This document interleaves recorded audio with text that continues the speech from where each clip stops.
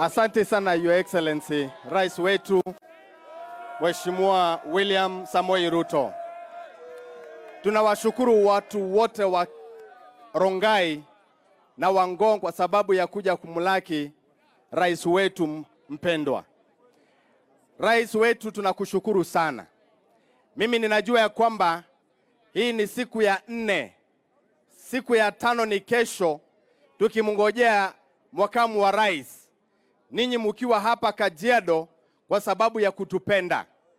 Hii ndio kweli upendo ambaye imedhihirisha ya kwamba mnapenda watu wa Kajiado. Tunakushukuru sana rais wetu kwa sababu ya hii upendo ambaye tumeona sisi wenyewe.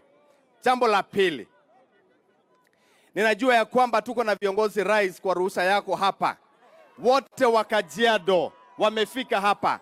MCS wetu hapa tukiongozwa na speaker wako hapa.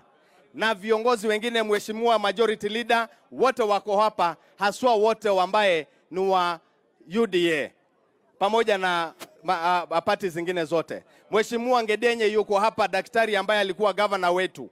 Mheshimiwa Meja yuko hapa. Tunashukuru kwa sababu viongozi wote wa Kajiado wamekuja hapa kumlaki rais wetu na kujionea mambo ambaye rais wetu anafanya.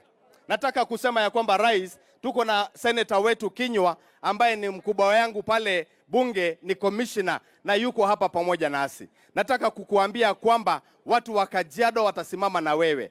Tumeomba ya kwamba hii barabara kidogo kutoka hapa mpaka kufika Kitengela, ni tunaomba ya kwamba itaendelea vile ulivyotuahidi. Na mimi nina hakika ya kwamba mambo itakuwa mazuri. Kwa watu pia wa Kitengela, tumesema ya kwamba tuko katika hali ya kuangalia mambo ya damu pale. Na kwa hiyo yote, mimi ninajua kwamba serikali ya Kenya Kwanza itaenda kutimiza ahadi zake zote. Ninakushukuru, Mungu akubariki sana na tuendelee kuunga mkono serikali yetu. Nipatie Cleopa